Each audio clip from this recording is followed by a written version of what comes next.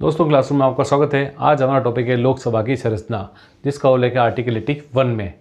प्रथम लोकसभा का गठन हुआ था 1952 में। और लोकसभा के अगर उपनामों की बात करें तो इसे किन अन्य नामों से जाना जाता है? तो लोकसभा को लोकप्रिय सदन, निम्न सदन,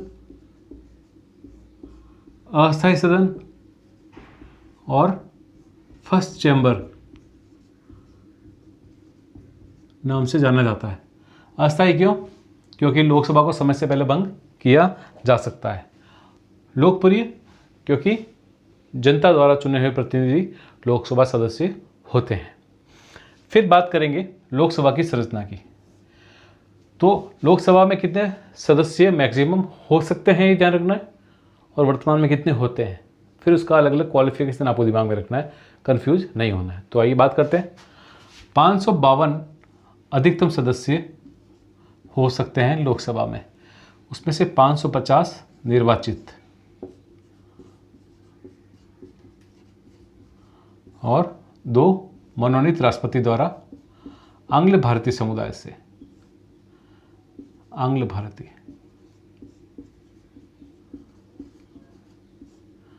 राष्ट्रपति द्वारा। और जो 550 ये हैं, इनमें से 530 राज्यों से निर्वाचित हो सकते हैं और 20 केंद्र शासित प्रदेशों से, यूनियन टेरिटरी से निर्वाचित हो सकते हैं, ये ध्यान रखना है। और जो ये 2 सदस्य मनोनीत किए जाते हैं आंग्ल भारतीय समुदाय से, ये राष्ट्रपति द्वारा होते हैं। और यदि राष्ट्रपति को ऐसा लगता है कि आंग्ल भारतीय समुदाय का लोकसभा में पर्याप्त प्रतिनिधित्व नहीं है, तो राष्ट्रपति 2 आंग्ल भारतीयों को लोकसभा में मनोनीत कर सकता है। कन्फ्यूज नहीं होना है।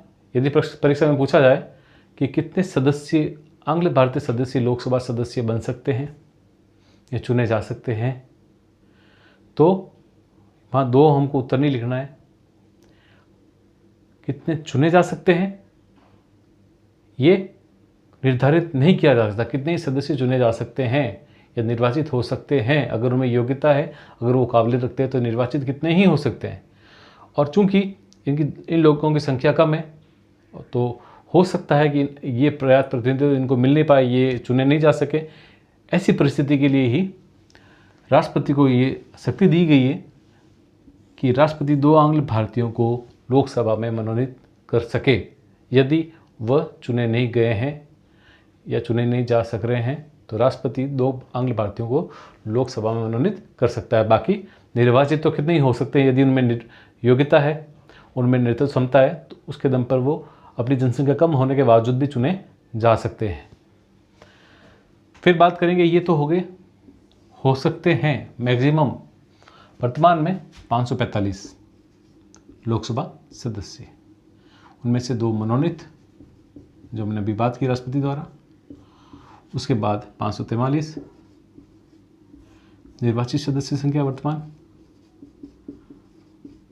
और 543 में से 530 राज्यों से और 13 यूटी से, और 13 जो यूटी में से हैं केंद्र शासित प्रदेशों में 6, उनमें से दिल्ली एनसीआर से, 13 में से 7 दिल्ली एनसीआर से और 6 अन्य केंद्र शासित प्रदेशों से। मतलब ये 20 चुने जा सकते हैं, लेकिन चुने कितने जा रहे हैं? 13, मतलब 7 कम है।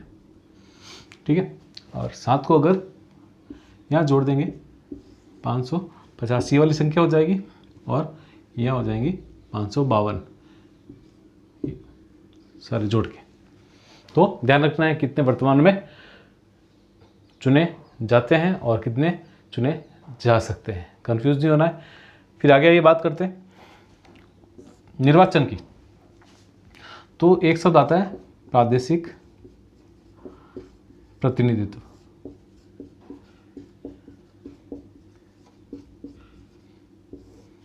फिर सार्वभौमिक मताधिकार,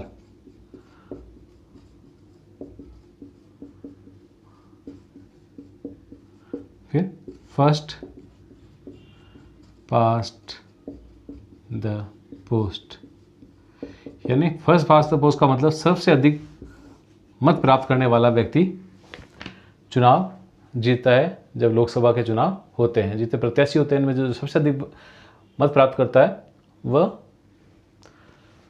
लोकसभा सदस्य बनता है उस क्षेत्र से।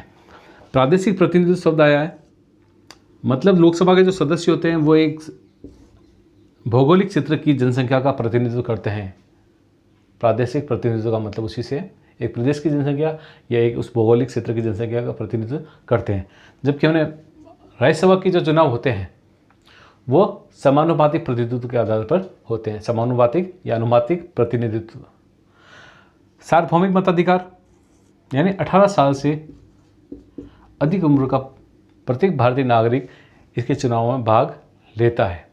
जबकि राज्यसभा का चुनाव, राज्यसभा के सदस्यों का चुनाव कौन करते हैं? हमारे राज्य की विधानसभाओं के निर्वाचित सदस्य। और फर्स्ट पास्ट द पोस्ट यानी सबसे अधिक जो वोट प्राप्त करेगा वह व्यक्ति लोकसभा सदस्य बनेगा। जबकि राज्यसभा में एकल संक्रमणीय मत प्रणाली द्वारा चुना जाता है। एकल संक्रमणित प्रणाली और समानुपातिक प्रतिनिधित्व, अनुपातिक या समानुपातिक प्रतिनिधित्व। फिर बात करते हैं कार्यकाल की। तो 5 वर्ष लोकसभा का कार्यकाल होता है। इससे पहले भी इसको भंग किया जा सकता है।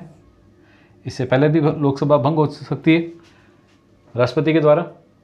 और अगर कार्यकाल की बात करें तो आपातकाल में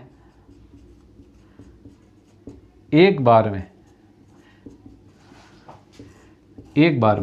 1 वर्ष के लिए बढ़ाया जा सकता है। एक बार में 1 वर्ष से अधिक नहीं बढ़ाया जा सकता। एक बार में 1 वर्ष बढ़ाया जा सकता है आपातकाल के समय। तो ये हो लोकसभा के बारे में मुख्य बिंदु। 81 आर्टिकल के बाद हम 82 आर्टिकल देखेंगे, जिसके अंदर हम परिसीमन आयोग की बात करेंगे।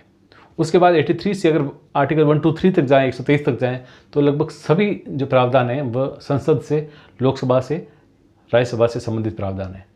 तो आगे आने वाली जो क्लास होगी वो उसमें हम डिटेल में कुछ बड़ी क्लासों में, अधिक समय की क्लासों में इसके जो मुख्य प्रावधान के बारे में चर्चा करेंगे, जो कि हम अभी पढ़ रहे हैं, केंद्रीय विधायिका या व्यवस्थापिका।